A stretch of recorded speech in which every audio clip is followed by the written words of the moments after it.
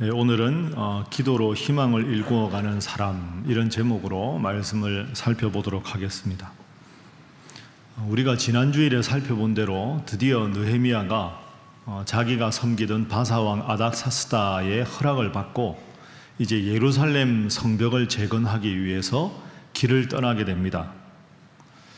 그 조국의 가슴 아픈 현실, 예루살렘 성벽이 다 회파되고 동포들이 힘들어한다는 그 소식을 듣고 주야로 금식하고 기도한 지 넉 달 만에 그 먼 페르시아의 왕궁에서부터 예루살렘까지 1500km나 되는 그 먼 길을 말을 타고 달려서 드디어 예루살렘에 도착을 했습니다. 도착했으면 끝이냐? 이제부터가 시작입니다. 막상 예루살렘에 도착을 하니까 느헤미야를 환영하는 사람들도 있겠지만 또 성벽 재건을 반대하고 있는 수많은 무리들도 예루살렘에 함께 살아가고 있습니다. 자, 여러분이 느헤미야라고 한번 가정해 보십시오. 여러분이 느헤미야라면 어떻게 어디서부터 일을 시작하겠습니까? 왕이 허락해서 돌아왔는데 다 폐허가 된 상황에서 어디서 어떻게 이 일을 시작하는 것이 맞을까요? 그 옛날 느헤미야의 사건이 아니라 여러분이 만약에 느헤미야라면 여러분은 어떻게 이 중요한 일을 시작하겠습니까? 자, 이 질문을 가지고 느헤미야가 어떻게 이 어려운 문제를 풀어가는지 여러분 속지엽해 놓고 한번 보면서 살펴보도록 하겠습니다. 느헤미야가 제일 먼저 한 일이 있습니다. 그것은 기도하면서 문제 해결의 지혜를 구한 일입니다. 기도하고 현장을 답사한 것이죠. 다시 한번 그 장면을 상상해 보십시오. 느헤미야가 예루살렘에 도착했습니다. 대제국 페르시아 왕의 총독입니다. 왕의 군대 장관의 호위를 받고 그 마차를 타고 보무도 당당하게 예루살렘에 딱 입성을 했습니다. 모든 사람들이 느헤미야를 바라보면서 다양한 입장을 가졌을 겁니다. 느헤미야를 지지하는 사람도 있고 저 사람이 정말 우리를 위해서 훌륭한 일을 할까 반신반의하는 사람도 있을 것이고 또 그 중에는 느헤미야를 아주 의심의 눈초리로 바라보고 느헤미야가 하는 일을 성벽 재건한 일을 방해하려는 사람들도 분명히 있었습니다. 모두가 느헤미야에게 주목하고 있습니다. 이 신임 총독이 제일 먼저 우리에게 뭐라고 말할까? 제일 먼저 무슨 일을 할까? 모두가 느헤미야의 일거수일투족에 관심을 가지고 있는 상황입니다.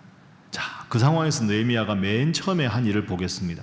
오늘 보면 11절입니다. 자, 우리 함께 11절 읽어봅니다. 시작. 내가 예루살렘에 이르러 머무른 지 사흘 만에. 아멘. 머무른 지 며칠 지났습니까? 사흘 만에. 그 사흘 동안 한 일이 없습니다. 여러분, 이게 이상하지 않습니까? 모두가 느헤미야에게 주목하고 있습니다. 모두가 제일 관심이 많을 때 아닙니까? 그런데 느헤미야는 예루살렘에 도착한 지 사흘 동안 아무것도 안 합니다. 이른바 골든타임 아닙니까? 지금 하는 말이 제일 사람들에게 머리에 박힐 것이고 지금 하는 일이 제일 중요한 일로 생각될 텐데 그 골든타임 3일 동안 아무것도 안 합니다. 느헤미야가. 이상하지요? 왜 느헤미야가 이 골든타임을 의도적으로 놓치고 있는가? 아니, 하루도 아니고 무려 사흘이나. 왜 그럴까? 모두가 궁금해할 만합니다. 그런데 겉으로 보면 사흘 동안 아무 일도 안 한 것 같은데 사실은 제일 중요한 일을 느헤미야가 했습니다. 느헤미야가 한 일을 한번 살펴볼까요? 자, 12절 말씀입니다. 자, 함께 읽어봅니다. 시작. 내 하나님께서 예루살렘을 위해 무엇을 할 것인지 내 마음에 주신 것을 내가 아무에게도 말하지 아니하고 밤에 일어나 몇몇 사람과 함께 나갈새 내가 탄 짐승 외에는 다른 짐승이 없더라. 아멘. 한번 따라해 보시죠. 내 하나님께서 예루살렘을 위해 무엇을 할 것인지 내 마음에 주신 것. 자, 저게 뭘까요? 기도했다는 겁니다. 사흘 동안. 내 하나님께서 이 예루살렘을 위해서 내가 무엇을 해야 할지를 내 마음에 주신 것, 내 마음에 하나님이 무엇을 어떻게 하라고 마음을 주실 때까지 사흘간 기다렸다는 거죠. 다른 사람들 눈에 보기에는 아니 느헤미야가 사흘 동안 아무 말도 하지 않고 아무 행동도 하지 않아서 왜 어리석게 이 중요한 골든타임을 놓치나 싶었는데, 느헤미야는 골방에 들어가서 사흘 동안 기도한 겁니다. 하나님, 제가 예루살렘에 왔습니다. 제가 이제 무엇을 해야 합니까? 누구를 만나야 합니까? 제일 먼저 해야 할 일이 무엇입니까? 이 어려운 난관이 제 앞에 있는데 어디서 어떻게 이 문제를 풀어가야 될지 이 종에게 알려주십시오. 하나님께서 이 종에게 가르쳐 주십시오. 이 종은 하나님 앞에 기도하고 하나님이 하라고 하시는 대로만 하겠습니다. 그게 며칠 걸렸습니까? 사흘입니다. 그렇습니다. 아무것도 안 한 것처럼 보이지만 아무것도 안 한 게 아니라 사흘 동안 기도한 겁니다. 여러분, 새 중의 왕이라고 하는 새가 무슨 새입니까? 독수리죠. 독수리가 제일 멀리, 제일 높이 날기 위해서 제일 먼저 하는 일이 뭔지 아십니까? 이런 표현이 있습니다. 화면 한번 보시죠. 독수리는 더 멀리, 더 높이 날기 위해 제일 먼저 뭘 합니까? 날개를 딱 접습니다. 처음부터 펴고 있지 않습니다. 날개를 딱 접고 내가 어느 지점으로 가장 높이 어디를 목표로 해서 날아갈 것인가를 날개를 딱 접고 기다리는 겁니다. 그렇게 한 다음에 자신의 목표 지점이 정확하게 정해지면 그때서야 날개를 펴고 힘차게 어느 새보다 높이 올라가는 거죠. 바로 느헤미야에게 사흘이 그런 의미입니다. 의욕만 앞세우고 뭔가 내 생각대로 일을 추진하려고 한 게 아니라 딱 영적인 날개를 접고, 하나님, 제가 드디어 예루살렘에 왔습니다. 무엇을 해야 합니까? 누구를 만나야 합니까? 제일 먼저 할 일이 무엇인지 제게 가르쳐 주십시오. 딱 영적인 날개를 접었습니다. 그렇게 3일간 느헤미야가 지냈습니다. 하나님께서 드디어 응답을 하셨습니다. 그래서 하나님께서 기도의 응답을 하셨지요. 조용하게 그러나 철저하게 이제 기도의 응답을 따라 느헤미야가 현장을 답사합니다. 자, 현장을 답사하는 장면이 12절 후반절에 나옵니다. 화면 보십시오. 12절 전반부에 하나님 앞에 기도했지요. 자, 응답이 이겁니다. 내가 아무에게도 말하지 아니하고 밤에 일어나 몇몇 사람과 함께 나갈세. 밤에 일어나서 드디어 움직이기 시작합니다. 조용하게 최측근들만 딱 데리고 밤에 성벽을 답사한 겁니다. 자, 13절부터 15절에 나오는데요.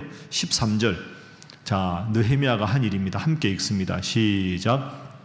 그 밤에 골짜기 문으로 나가서 용정으로 분문에 이르는 동안에 보니 예루살렘 성벽이 다 무너졌고 성문은 불탔더라. 아멘. 밤에 조용하게 자기가 가장 믿을 수 있는 소수의 사람들과 나가서 뭘 했습니까? 재건해야 될 예루살렘 성벽을 철저하게 살핀 겁니다. 현장을 답사한 거죠. 저 화면에 보이는 용정은 성에 있는 우물입니다. 폐허가 된 우물에 지금 물이 말랐는지 여전히 물이 솟고 있는지를 확인한 거죠. 분문은 성 안에 사는 모든 사람들이 오물을 버리는 오물 가득한 골짜기입니다. 용정, 우물물이 있는지 살피고, 분문이 오물 찌꺼기인지 얼마나 있는지를 살피고, 성벽이 얼마나 무너졌는지 살피고, 성문이 얼마나 불탔는지, 얼마나 새로 보수를 해야 되는지 완벽하게 살핀 겁니다. 그러니까 여러분, 우리가 느헤미야서를 지금 다루고 있는데 생활신앙인으로 어떻게 살아야 될까에 대해서 느헤미야에게 우선 두 가지를 배워야 합니다. 첫 번째는 한번 저를 따라해 보시죠. 기도보다 앞서지 말게 하소서. 여러분 믿습니까? 느헤미야는 바사에서 조국의 슬픈 소식을 들었을 때 맨 먼저 넉 달 동안 기도했습니다. 그리고 예루살렘에 도착해서도 일을 하기 전에 기도했습니다. 기도로 일을 시작하고 기도로 일을 마치는 사람이 느헤미야였습니다. 우리가 일상생활을 살아갈 때 항상 기도해야 되는 이유, 그걸 우리가 느헤미야를 통해서 볼 수 있습니다. 두 번째 느헤미야를 통해서 우리가 배워야 할 점은 철저하게 현장 위주로 사역을 했다 하는 겁니다. 일일이 밤에 용정, 분문, 성문, 성벽 다 확인을 합니다. 여러분, 사실은 대제국 페르시아 왕의 특사 총독 자격으로 왔습니다. 답사가 필요 없다고 생각하면 답사 안 해도 되지 않을까요? 자, 예루살렘 성벽을 제일 잘하는 관리가 누구냐? 나에게 보고하라. 그러면 구두로 다 보고받아서 그냥 머릿속으로 이해해도 될 거 아닙니까? 굳이 느헤미야는 철저하게 누구에게도 알리지 않고 소수의 사람들과 함께 그 성벽이 얼마나 심각하게 무너졌는지, 재건이 어느 정도 필요한지 철저하게 살폈습니다. 여러분, 이게 지도자가 해야 될 일입니다. 지도자는 어려운 일일수록 그 문제의 핵심을 정확하게 살필 수 있어야 합니다. 지도자가 정확하게 핵심 문제를 모르고 그것을 명령했을 때 아래에 있는 사람들은 수많은 시행착오를 겪었습니다. 수많은 어려움을 겪었습니다. 이거 하지 않아도 될 일을 왜 하는가? 이거 다 하고 나서 그거 잘못이다, 다시 하자. 얼마나 아랫사람들이 문제가 많습니까? 느헤미야가 참 지혜로운 사람입니다. 본인이 구두로 보고를 받기 전에 철저하게 현장을 살펴서 성벽 공사할 때 시행착오를 최대한 줄이겠다 하는 느헤미야의 지혜를 볼 수가 있습니다. 또 하나 이렇게 생각해 볼 수 있죠. 느헤미야가 만약에 현장을 직접 보지 않고 그냥 구두로 보고만 받았다면 그 많은 무리들 중에 누가 자신을 위해 충성할 사람인지, 누가 적당히 정치적으로 아부하면서 기회만 엿보면서 느헤미야의 등을 칠 사람일지 알 수가 없습니다. 그러나 느헤미야가 철저하게 현장을 일일이 답사를 했기 때문에 앞으로 성벽 재건 공사를 할 때 충성스럽고 우직한 사람이 누군지, 겉으로 번지르르하게 말하지만 자신의 등을 칠 적대자가 누군지 자신이 현장을 알아야 정확하게 파악을 할 수가 있는 것이지요. 그런 의미에서 여러분, 느헤미야는 참 지혜로운 사람이지요. 어떤 생활 신앙인이 되셔야 합니까? 느헤미야처럼 기도하는 사람. 두 번째, 문제의 본질을 정확하게 아는 사람.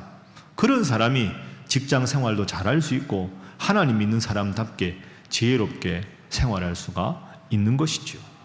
자, 그런 의미에서 우리 옆에 분들과 인사 한번 하겠습니다. 모든 일에 기도로 일을 시작하시기 바랍니다. 한 번 더 할까요? 문제의 본질을 정확하게 살피시기 바랍니다. 이 두 가지를 먼저 느헤미야가 딱 합니다. 기도하고 하나님의 뜻대로 현장을 살피고 이제 본격적으로 일이 시작됩니다. 성벽 공사를 함께할 사람들이 필요하지 않겠습니까? 그래서 두 번째 장면은 함께할 사람들을 일깨워서 한 마음을 느헤미야가 갖게 합니다. 자, 속지 뒷면 넘겨보시지요. 두 번째는 함께할 사람들을 일깨워서 한 마음을 갖게 했다. 자, 이제는 답사가 다 끝났으니까요. 17절에 이제 백성들 앞에 느헤미야가 드디어 나타납니다. 느헤미야가 이제 백성들 앞에 뭐라고 하는지 한번 볼까요? 자, 17절 말씀입니다. 함께 읽어봅니다. 시작. 후에 그들에게 이르기를 우리가 당한 공경은 너희도 보고 있는 바라. 예루살렘이 황폐하고 성문이 불탔으니 자, 예루살렘 성을 건축하여 다시 수치를 당하지 말자 하고. 아멘. 첫 번째로 느헤미야가 하는 말은 자, 예루살렘 성을 건축하여 다시 수치를 당하지 말자. 우리가 성벽을 다시 재건하자. 이렇게 말합니다. 여러분이 만약에 그 현장에 있다고 상상해 보십시오. 탁 신임 총독이 와서 사흘 만에 드디어 입을 엽니다. 자, 이제 우리가 예루살렘 성벽을 다시 재건합시다. 이렇게 말합니다. 여러분이 그 자리에 있는 사람이다. 여러분은 어떤 생각이 드셨을까요?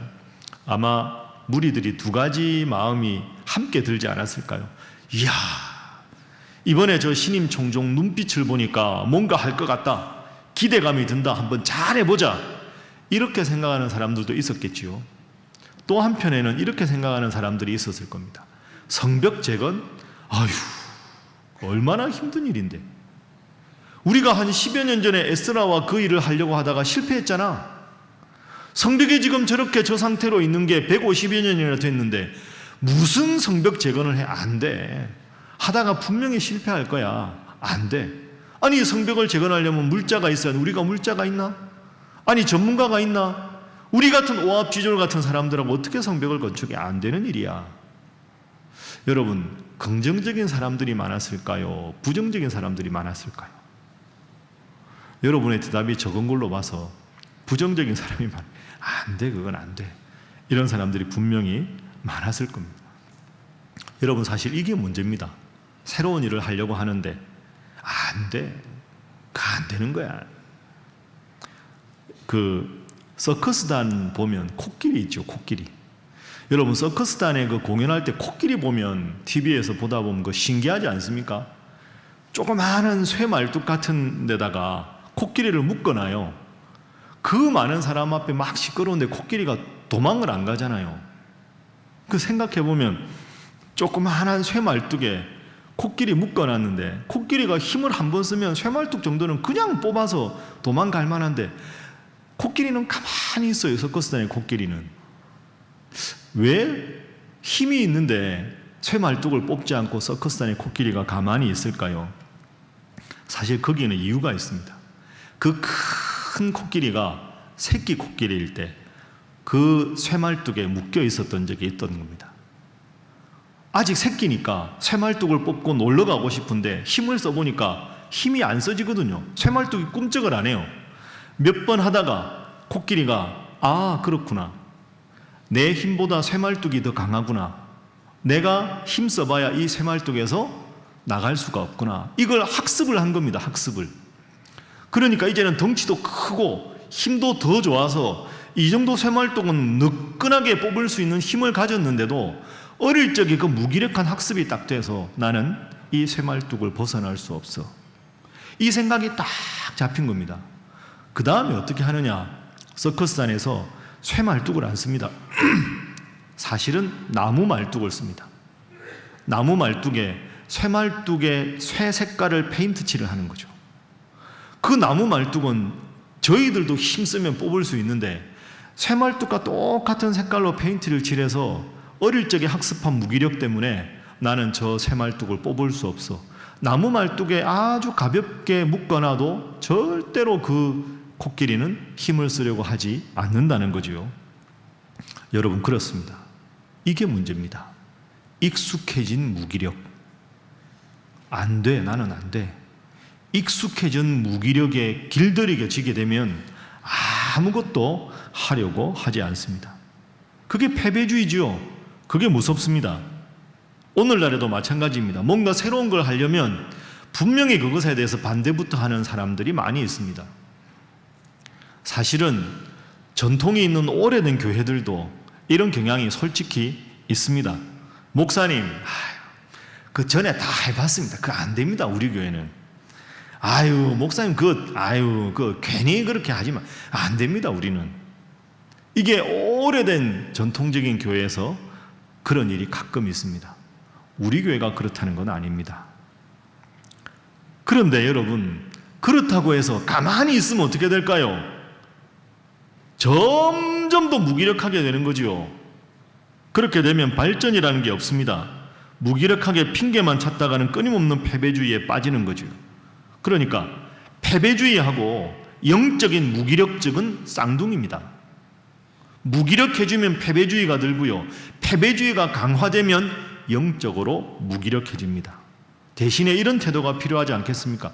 예, 목사님. 힘들지만 기도하고 한번 해보겠습니다. 예, 사실은 힘들어 보입니다. 그래도 소망을 품고 기도하면 하나님 힘을 주시지 않겠습니까? 최선을 다해 해보겠습니다. 여러분, 직장에서 이렇게 말하는 사람들이 훌륭한 사람 아닙니까? 교회에서도 이렇게 말하는 성도들이 더 많아야 교회가 발전이 있지 않겠습니까? 자, 느헤미야가 한번 해봅시다. 재건을 해봅시다. 백성들 앞에 이렇게 말을 했습니다. 얼마나 멋집니까? 어떻게 하면 우리가 이런 영적인 무기력증, 패배주의를 극복할 수 있을까요? 자, 느헤미야가 17절에 하자 하고는 18절에 중요한 말을 한마디를 덧붙입니다. 이것이 백성들을 움직이게 한 겁니다. 자, 18절 말씀 우리 함께 읽어보겠습니다. 시작. 또 그들에게 하나님의 선한 손이 나를 도우신 일과 왕이 내게 이른 말씀을 전하였더니 그들의 말이 일어나 건축하자 하고 모두 힘을 내어 이 선한 일을 하려 하매. 아멘. 느헤미야가 뭐라고 합니까? 하나님의 선한 손이 나를 도우셨습니다. 하나님이 이 공사에 함께 하십니다. 이걸 아주 힘있게 이야기하는 거죠. 그러면서 느헤미야가 간증을 했겠죠. 내가 이 소식을 듣고 넉 달 동안 주야로 금식하고 기도했더니 하나님이 나에게 이렇게 영사를 하셨다. 그 역사가 아닥사스다 왕을 통해서 필요한 모든 행정적인 조치를 다, 그리고 필요한 모든 물자를 다 왕을 통해 공급받게 하셨다. 그러니 17절에서 느헤미야의 그 말을 듣고 이게 될까? 안 될 텐데 그렇게 생각하던 많은 사람들이 하나님이 이 일에 함께 하신다, 하나님이 이 일을 통해서 왕에게 역사하셔서 필요한 모든 것을 준비하게 해주셨다, 딱 이 말을 들으니까 힘이 나는 겁니다. 힘이 나니까 18절 후반절에 백성들이 뭐라고 합니까? 한번 따라해 보시죠. 일어나 건축하자. 다시 합니다. 일어나 건축하자. 여러분 믿습니까? 대단하지 않습니까? 이게 한 사람의 능력입니다. 150년 동안 지금 성벽이 무너진 상태로 있었습니다. 10여 년 전에 열심히 에스라와 백성들이 하려고 했는데 수포로 돌아갔습니다. 패배주의가 깊이 백성들을 지배하고 있었습니다. 우리는 안 돼. 예루살렘은 안 돼. 우리나라는 실패야. 다 끝나버렸어. 그랬는데 딱 사흘 만에 150년이 아니라 10년이 아니라 사흘 만에 하나님이 함께 하시면 가능하다. 그 말을 듣고 온 백성들이 일어나 건축하자, 이렇게 되었습니다. 이게 위대한 기적이죠. 물론 항상 발목을 잡는 사람들이 있습니다. 발목을 잡는 사람들이 또 생겼습니다. 19절 한번 보십시오. 자, 19절 화면 보시면 모두가 하자고 하는데요, 호론 사람 산발락과 종이었던 암몬 사람 도비아와 아라비아 사람 게셈이 이 말을 듣고 업신여기고 안 돼! 이렇게 말합니다. 그래도 이런 사람이 남아 있어요. 그런데 아랑곳하지 않습니다. 느헤미야 보십시오. 자, 20절에 보면 그 도비아나 게셈이나 산발락 같은 사람에게 느헤미야가 당당하게 말합니다. 하늘의 하나님이 우리를 형통하게 하실 것이다. 반대하지 말아라. 왜 인간적인 생각을 하고 반대하고 나를 조롱하느냐? 하늘의 하나님이 우리를 형통하게 하셔서 성벽 재건 공사가 잘 될 것이다. 딱 그렇게 선포하고 거침없이 이제 3장에서부터 성벽 재건 공사를 시작하게 됩니다. 여러분, 현실이 참 어려울 때가 많이 있습니다. 그러나 여러분도 느헤미야처럼 기도하고 하나님께서 하라고 하는 마음을 주실 때 하나님 주신 지혜로 그 일을 잘해서 하나님의 능력으로 여러분 앞에 있는 어려운 문제를 잘 극복하는 멋지고 훌륭한 신일의 성도 되시기를 주님 이름으로 축복합니다. 자, 옆에 분들과 인사 한번 하겠습니다. 하나님의 능력을 믿으시기 바랍니다. 이번에 이렇게 인사하겠습니다. 느헤미야가 되시기 바랍니다. 그럼 이제 마지막으로 한번 적용을 해볼까요? 자, 오늘 본문 말씀을 적용을 해보겠습니다. 먼저 우리 신일교회 한번 적용을 해보겠습니다. 여러분, 앞으로 우리 신일교회는 어떻게 될까요? 이렇게 들었는데 어떻게 돼야 되겠습니까? 빙그레 웃으시는데요, 현실을 보면 참 어렵습니다. 제가 수요일에도 말씀드렸는데 우리 교회는 도심에 있고 또 우리 교회가 소재한 중구가 서울시에서 제일 작은 구입니다. 그리고 연세 드신 분들은 많은데 젊은 부부들이 잘 안 돌아오는, 유입되지 않습니다. 젊은 부부들이 없으니까 교육부 아이들 숫자가 점점 줄어들고 이 중구, 이 소재한 학교의 아이들이 점점 줄어들고 있습니다. 제가 대략적으로만 통계를 내보고 목사님들하고 이야기해 보니까 우리 교회는 1년에 천국 가시는 분들, 열심히 신앙생활하다 천국 가시는 분들하고 우리 교회 새로 태어나서 유아 세례 받는 아이들, 이 숫자를 비교하면 어느 쪽이 많을까요? 이쪽이 많아야 되는데 1년 평균 대략 한 마이너스 40명 정도 됩니다. 그러니까 천국에 가시는 분이 40분이 많습니다. 유아 세례 받는 아이들은 적고 1년에 40명이 마이너스입니다. 제가 온 지 9년 됐죠. 그러면 아무것도 안 하고 그대로 있다고 생각하면 우리 교회는 360명, 400명 가까이가 자연 감소가 되는 게 현실입니다. 그런데도 그렇지 않다는 게 하나님 은혜지요. 도심 공동화 현상에 젊은 사람들 줄고 교회 학교 아이들 줄고 전통적인 교회라 뭔가 또 새로운 걸 하기에는 그것도 쉽지 않습니다. 현실이 어렵죠. 그러나 여러분, 우리 신일교회는 잘 될 줄로 믿습니다. 왜 그러냐? 솔직히 말씀드리면 제가 저를 보면 잘 압니다. 제가 교회에 부임해서 지금까지 목회하는데요, 목회하면서 힘들기도 합니다. 그러나 힘든 것보다 희망이 더 많이 보입니다. 환경은 더 어려워졌지만 제 가슴은 그 어느 때보다 더 뜨겁습니다. 이 마음은 하나님께서 주신 마음이라고 확신합니다. 그래서 이 마음 따라서 열심히 여러분들과 신일교회, 정말로 서울 도심에서도 다시 부흥이 일어날 수 있구나 하는 역사를 보여주는 교회가 되기 위해서 더 열심히 기도하고 노력할 예정입니다. 물론 교회 부흥이라는 게 교인들 숫자만 많아지는 걸 말하는 게 아닙니다. 교회의 본질을 회복하는 교회, 은혜로운 예배, 하나님의 말씀이 올곧게 선포되는 교회, 그런 신일교회, 하는 모든 프로그램마다 하나님께 영광을 돌리는 교회, 그런 신일교회가 되도록 지금처럼 계속 소망을 품고 애쓰면 하나님께서 우리 신일교회에 큰 부흥을 주실 줄로 믿습니다. 그렇게 돼서 우리 신일교회가 건강한 교회가 되면 신일교회 성도들 여러분 한 분 한 분도 하나님 안에서 정말로 행복한 성도, 행복한 가정이 될 줄로 믿습니다. 그 희망을 품고 우리가 느헤미야처럼 기도해야 될 줄로 믿습니다. 현실이 어렵다고 해서 현실에 대해서 이런저런 문제만 생각하고 기도하지 않고 주저앉으면 그게 하나님 믿지 않는 사람과 무엇이 다르겠습니까? 건강한 교회가 되도록 열심히 하나님 앞에 기도하고 하나님 주신 지혜로 최선을 다해서 건강한 교회, 행복한 성도 되어 하나님 앞에 정말로 칭찬받는 우리 교회가 되고 여러분 한 분 한 분 될 수 있기를 주님 이름으로 축복합니다. 자, 옆에 분들과 인사 한번 하겠습니다. 하나님만 보고 나아가시기 바랍니다. 한 번 더 하겠습니다. 하나님께서 좋은 날을 주실 것입니다.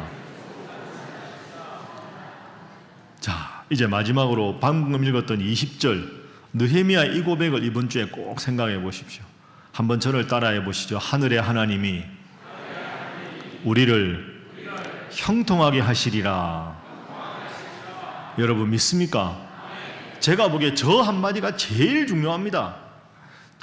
해보자 했는데 반대하는 사람들이 딱 있으니까 느헤미야가 나를 따르라가 아니라 하늘의 하나님이 이 모든 공사에 함께 하시고 우리를 형통하게 하실 것이다.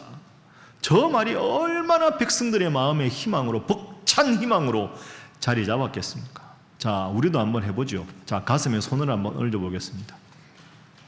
자, 저를 따라 하시죠. 하늘의 하나님이 나를 형통하게 하실 것이다. 여러분 믿습니까? 다시 합니다. 하늘의 하나님이 우리 가정을 형통하게 하실 것이다. 하늘의 하나님이 나의 일터를 형통하게 하실 것이다. 하늘의 하나님이 우리 신일교회를 형통하게 하실 것이다. 여러분 믿습니까? 자, 우리 하나님께 영광의 박수 하겠습니다.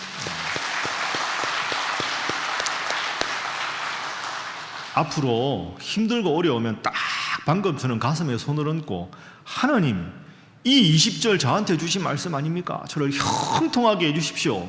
그렇게 해서 정말로 하나님 주시는 형통한 복을 누리는 여러분 되시기를 주님 이름으로 축복합니다. 말씀을 정리하겠습니다. 오늘까지 3주째 느헤미야서 말씀을 우리가 살펴보았습니다. 그동안 느헤미야에게 있었던 중요한 교훈 다시 한번 떠올려 보십시오. 느헤미야는 대제국 페르시아 바사왕의 술 맡은 관원이라는 높은 직책에 있었습니다. 그러나 그 높은 직책에 있었지만 여전히 하나님 앞에 기도하는 성공에 오염되지 않은 신앙인이었습니다. 그리고 조국의 슬픈 소식을 듣고도 보이는 왕에게 가서 이야기하기 전에 보이지 않는 하나님 앞에 주야로 금식하며 간절하게 기도했습니다. 그렇게 넉 달을 간절히 기도했을 때 하나님께서는 바사왕 아닥사스다의 마음을 움직여 주셨고 그리고 그 왕으로 하여금 필요한 모든 물자와 행정적인 조치를 완벽하게 갖출 수 있도록 도와주셨습니다. 오늘 느헤미야는 드디어 예루살렘에 도착해서 맨 먼저 하나님 앞에 기도하고 하나님께서 주신 마음을 따라 철저하게 현장을 답사하고 백성들에게 나갔을 때 일어나 건축하자, 하나님이 형통하게 하실 것이다, 함께 하나님의 이름을 높이는 위대한 인물이 되었습니다. 여러분이 느헤미야가 되셔서 여러분의 인생이 앞으로 정말 하나님 주시는 형통함에 거하시고 여러분의 가정과 여러분의 일터와 우리 신일교회를 형통케 하는 느헤미야 같은 인물로 살아가는 여러분 모두가 되시기를 주님 이름으로 축복합니다. 기도하겠습니다. 사랑과 능력의 하나님, 저희 안에 있는 영적인 무기력을 극복하게 하여 주옵소서. 패배주의를 극복하게 하여 주옵소서. 내가 변해야 가정이 변하고, 내가 변해야 일터가 변하고, 내가 변해야 교회가 변하는 이 영적인 원리를 깨닫게 하여 주옵소서. 하나님, 저희 각자로 하여금 느헤미야가 되게 하여 주옵소서. 오늘 받은 이 귀한 말씀도 그저 한 귀로 듣고 한 귀로 흘리지 말게 하시고 바로 이 시간 바로 나를 위하여 주시는 말씀으로 받고 아멘으로 응답하여 주님의 능력을 체험하게 하여 주시옵소서. 주님의 기적을 체험하게 하여 주시옵소서. 주여, 우리 신일의 성도들과 함께 하여 주옵소서. 믿고 감사하며 예수님의 이름으로 축복하며 기도하옵나이다. 아멘.